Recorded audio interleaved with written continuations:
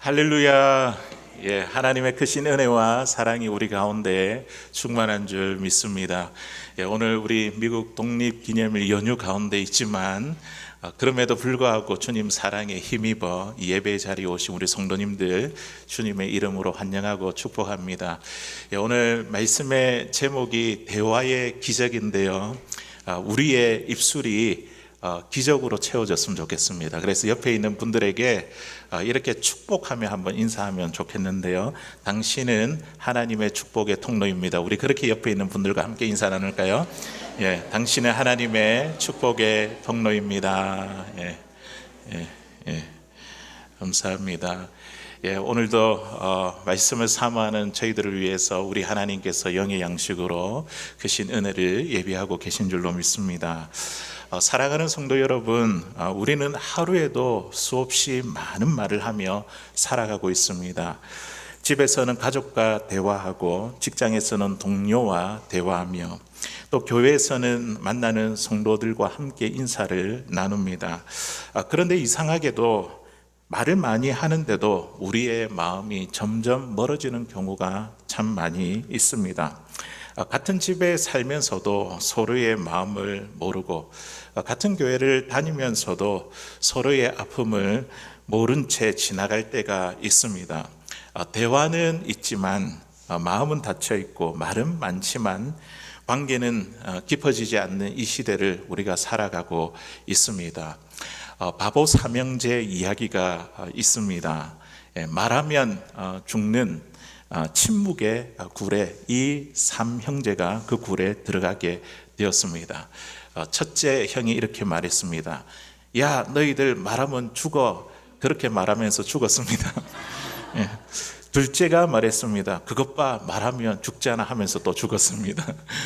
셋째가 자신 있게 말했습니다. 나는 아무 말도 안 했어. 그러면서 죽었다는 참 황당하지만 우스운 이야기. 참 웃고 넘기기에는 참 우리의 모습과도 참 닮았습니다. 사람들은 말을 하지 않고는 살아갈 수 없다는 것이죠. 그런데 더 큰 문제는 무엇이냐면, 말은 많이 하는데도 이처럼 마음이 연결되지 않고 참 소통되지 않는 것으로 인해 서로를 이해하지 못하는 것, 이 대화의 단절이 이루어진다는 겁니다. 말은 넘쳐나지만 마음이 통하지가 않습니다. 입은 열려 있는데 마음은 닫혀 있는 것이죠. 이것이 오늘날 우리가 살아가는 이 시대의 모습입니다.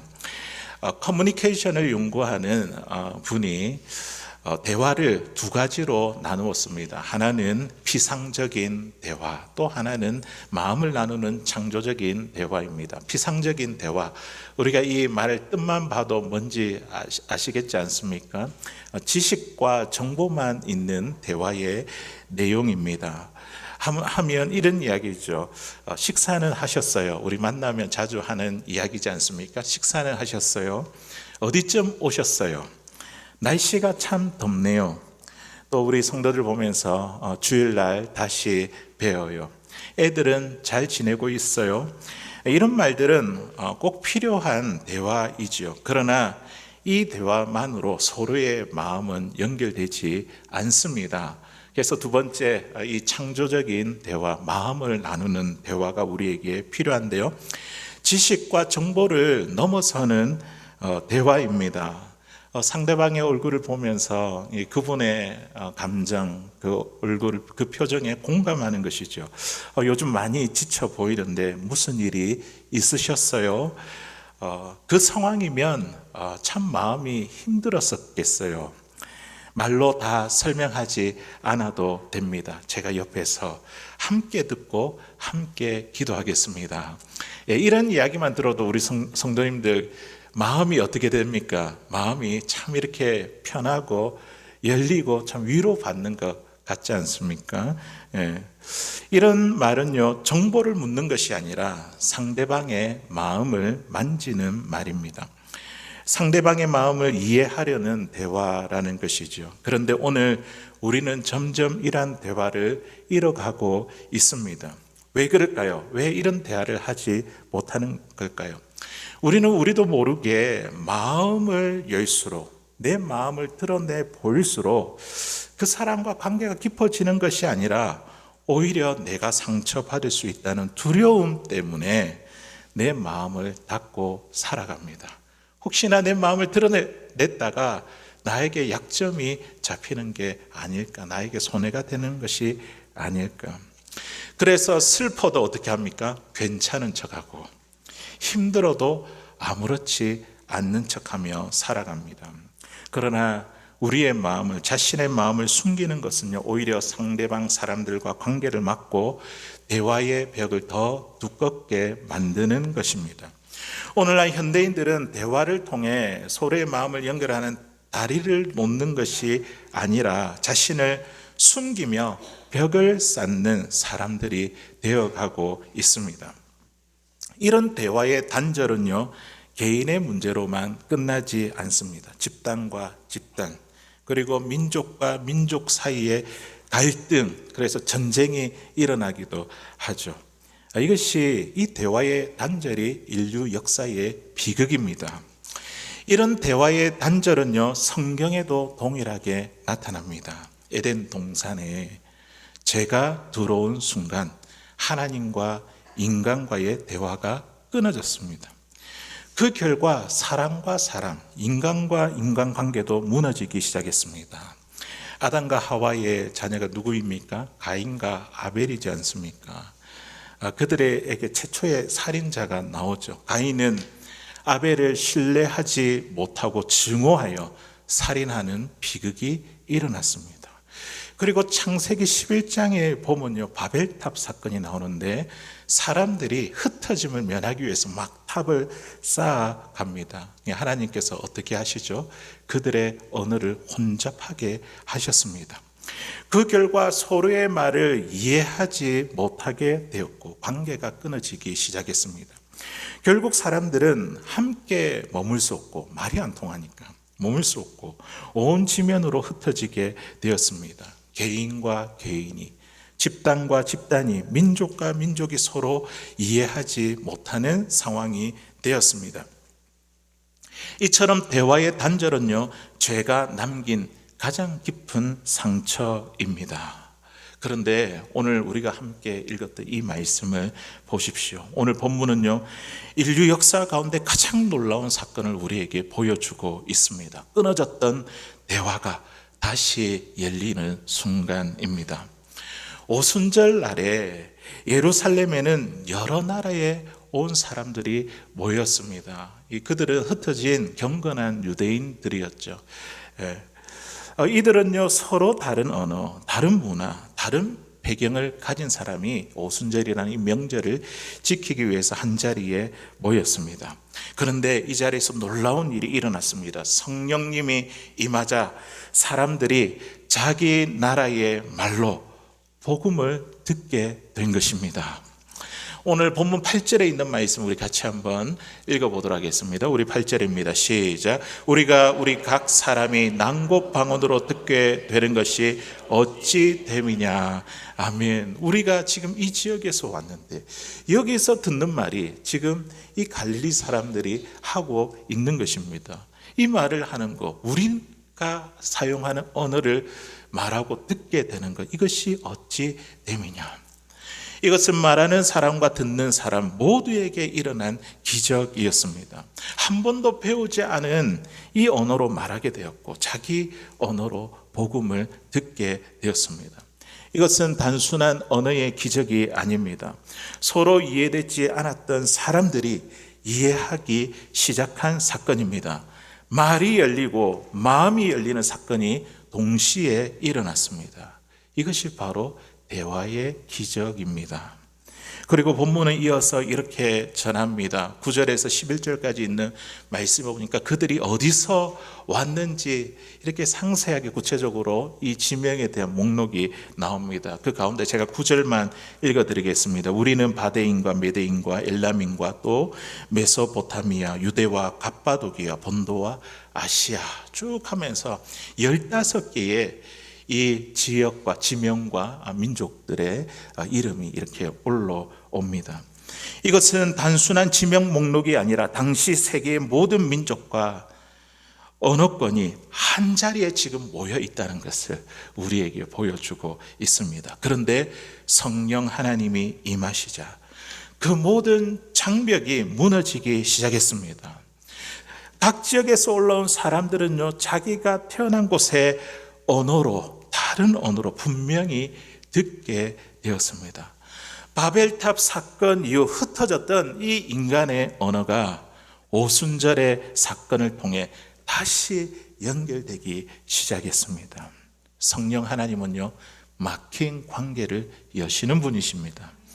닫힌 입술을 여시고 닫힌 마음을 여시며 끊어진 관계를 회복하는 것, 이것이 오순절 우리 성령 하나님께서 행하신 대화의 기적입니다.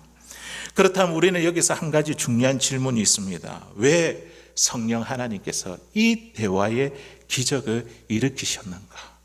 왜 이런 기적을 일으키셨을까?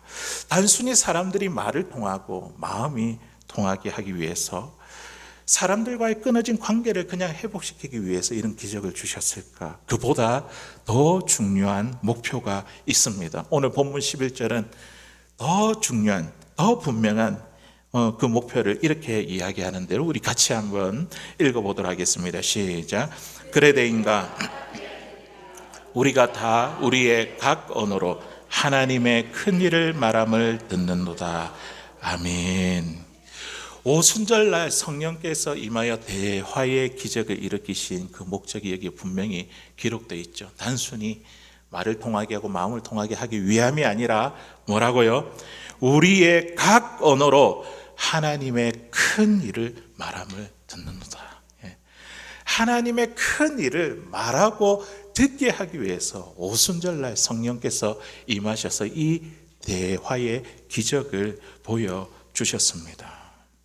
여기서 말하는 하나님의 큰 일이란 무엇일까요? 우리 사도행전 1장에 있는 말씀을 지난주에 함께 나눠 보았잖아요.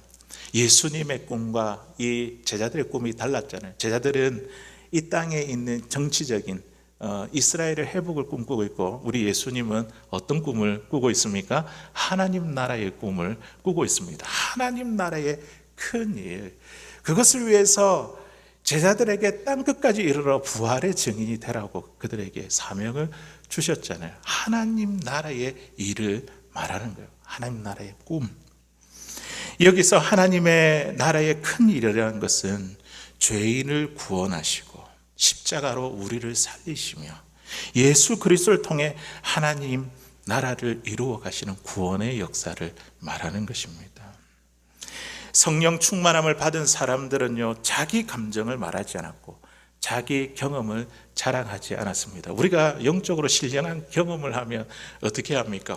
이 황홀한 경험에 내가 이렇게 들어갔는데 이런 느낌이 들고 감정이 들었다, 이렇게 우리가 자랑하면서 대화하지 않겠습니까? 그런데 그들의 입술은요, 성령이 충만해요. 그들의 입술은 무엇을 말하기 시작했다고요? 자기 감정과 경험이 아니라 하나님의 큰 일, 하나님의 위대한 일을 말하기 시작했습니다. 사랑하는 성도 여러분, 대화가 회복되면요, 대화의 기적이 우리 가운데 임하게 되면요, 성령께서 우리 가운데 역사하고 우리를 충만케 하시면요, 우리의 입술의 방향이 달라지게 됩니다. 어떻게 해요? 내 중심의 말에서, 사람의 중심의 말에서 하나님 중심의 말로 바뀌게 됩니다. 사도행전 1장에 나타난 제자들의 그 꿈이 이스라엘 나라의 회복만 보던 그들이 그것을 넘어서 하나님 나라의 꿈을 꾸게 된다는 것이죠. 나의 꿈, 나의 이야기를 넘어서 하나님 이야기를 하는 우리의 입술이 됩니다. 그래서 이 오순절 공동체는요, 성령이 충만했던 그들, 성령께서 이 최초의 교회를 세우셨잖아요. 예루살렘 교회. 이 오순절 공동체는요, 하나님의 큰 일을 말하는 공동체, 복음을 전하는 공동체, 하나님 나라를 증가하는 공동체로 세워졌습니다. 사랑하는 성도 여러분, 바라기는 우리 교회가 그런 교회가 되기를 원합니다. 성령이 충만하여 하나님의 큰 일을 말하고 하나님 나라의 꿈을 꾸며 복음이 우리의 삶을, 우리 교회를 이끌고 또 하나님 나라를 증가하는 우리 덴버 소망교회, 우리가 모두 이런 꿈을 꾸며 나아갈 수 있게 되기를 바랍니다. 여기에 중요한 원리가 있죠.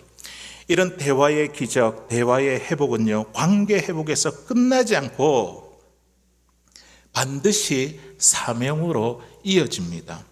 하나님과의 관계가 회복되면요, 사람들과의 관계도 회복되고, 그리고 사람들과의 관계가 회복되면요, 세상을 향한 사명이 시작됩니다.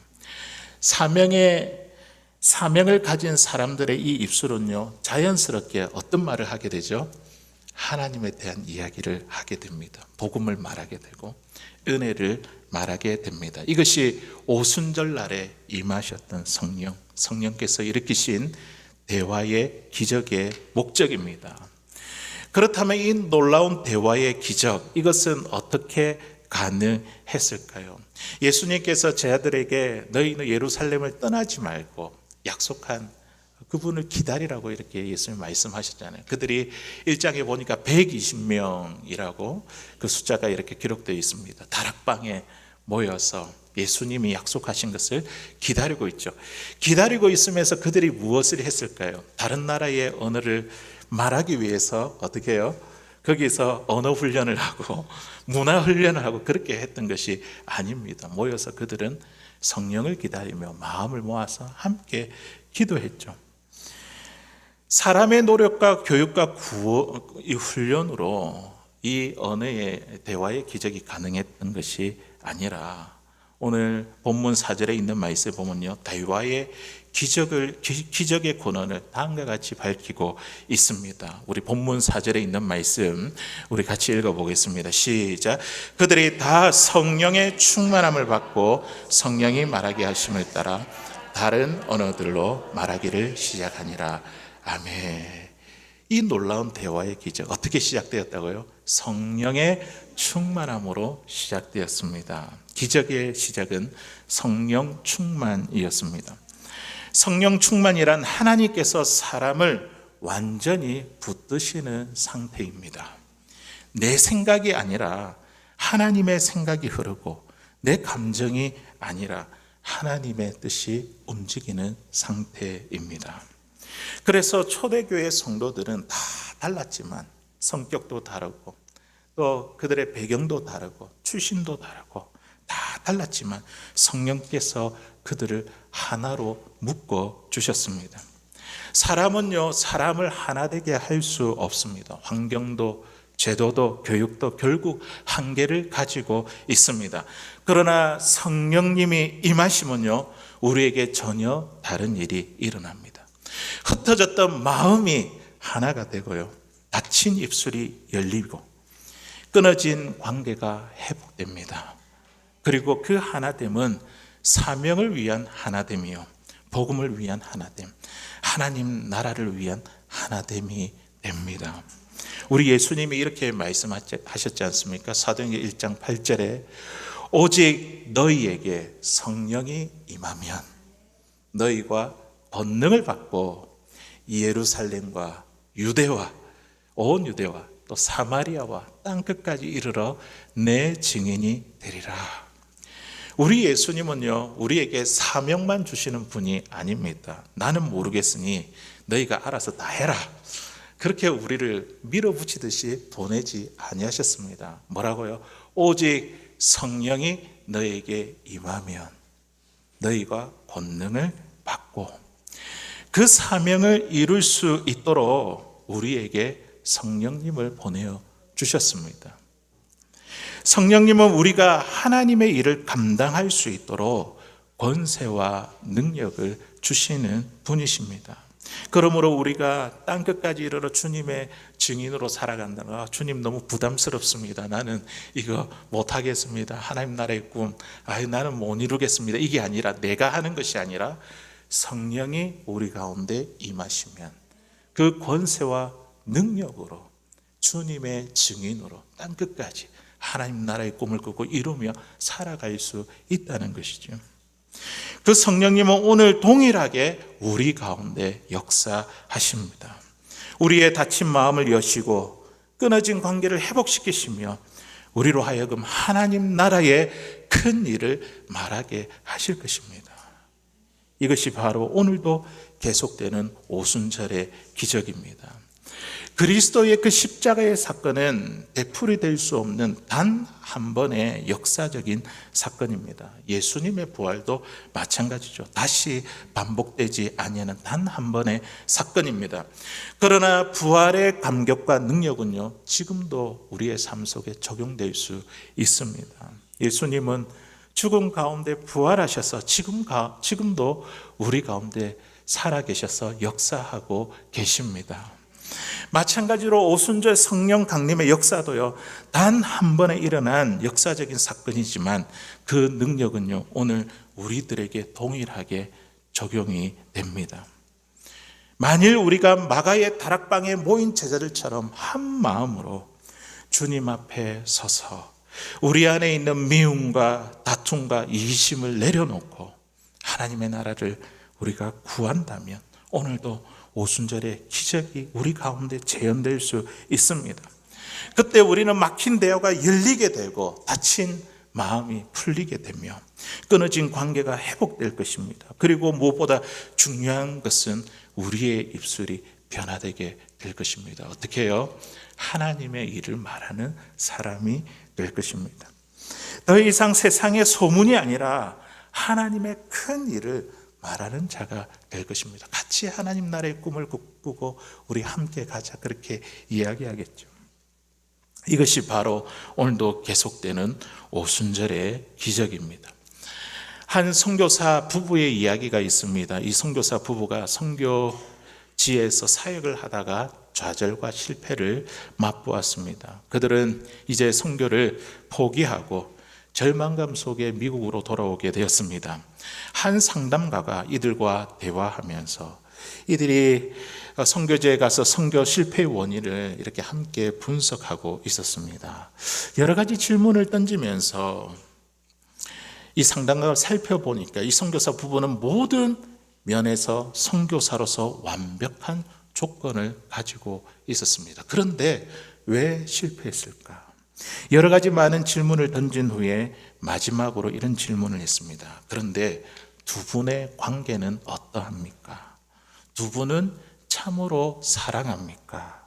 이 질문을 던지자 남편 선교사님은 고개를 떨구며 한숨을 쉬더니 한참 후에 이렇게 말했습니다. 사실은 저는 제 아내를 진심으로 단 한 번도 사랑한 적이 없습니다. 사랑하려고는 애를 썼습니다. 처음부터 우리는 서로 사랑하기가 어려웠습니다. 이들 부부의 선교의 실패는 결국 부부 사이에 이 사랑의 실패에서 기인한 것이었습니다. 그들은 부부 사이의 대화가 단절되어 주님 사랑을 가지고 나갈 준비가 되어 있지 않았던 것이죠. 상담가는 남편 선교사에게 이렇게 충고했습니다. 나는 내 아내를 사랑하는 일에 실패했습니다. 이렇게 기도로부터 먼저 시작하세요. 그 자리에서 이런 권면을 했습니다. 그래서 이 부부 선교사는요, 정직히 자신의 모습을 드러내어 놓고 이 남편 선교가 나는 아내를 사랑하는 일에 실패했습니다. 그리고 아내 선교사는 나는 남편을 사랑하는 일에 실패했습니다 라고 입을 열고 기도를 시작하자 그 순간에 성령께서 역사하셨습니다. 두 사람의 막혔던 관계를 치료하기 시작하셨습니다. 닫혀있던 마음이 열리고 굳어졌던 관계가 풀리기 시작했습니다. 이 기도가 끝났을 때에는 두 사람은 전혀 다른 사람이 되어 그 자리에 일어났습니다. 그들은 다시 선교지에 돌아가 놀랍게 사역을 감당하게 되었습니다. 사랑하는 성도 여러분, 우리가 하나님 나라의 일을 말하고 하나님 나라의 일을 감당하는 데 중요한 것은 나의 능력과 환경과 기술이 아닙니다. 성령께서 역사하는 자리에 내가 있는가? 성령님이 역사하시는 그 자리 가운데 내가 있는가? 그러므로 우리는 오늘 이런 질문을 드려야 됩니다. 나는 지금 누구와 대화가 단절되어 있는가? 끊겨져 있는가? 나는 하나님과 막혀져 있지는 않는가? 나는 내 가족과 이웃과 교회와 막혀져 있지는 않는가? 우리는 주님 앞에 서서 내 안에 있는 미움과 다툼과 이기심으로 인해 막혀진 관계들을 정직하게 우리가 돌아보고 회개한다면 성령께서 지금 이 자리에서 오순절의 기적으로 우리 가운데 역사하실 것입니다. 하나님과 대화를 회복하면요, 사랑과의 대화가 회복되게 됩니다. 사랑과의 대화가 살아나게 되면 하나님의 큰 일을 우리의 입술에 채우실 것입니다. 미움이 아니라 그 사람에게 사랑을 말하게 되고, 분열이 아니라 화해를 말하게 되며, 절망이 아니라 복음을 말하게 될 것입니다. 이것이 오늘 보여주는 오순절의 기적이며 오늘도 계속되는 성령의 역사입니다. 사랑하는 성도 여러분, 오늘 이 자리에서 우리가 오순절의 그 성령의 은혜를 함께 구하십시다. 오늘 성령께서 이미 역사적으로 우리 가운데 오셨지만, 그러나 성령께서 우리 가운데 계신 성령님이 우리를 충만하게 하여 주셔서 우리 가운데 있는 막힌 대화를 열어주시고 하나님의 큰 일을 말하게 되는 이 대화의 기적을 경험하는 사랑하는 저와 여러분들 다 되시기를 주의 이름으로 간절히 소원합니다.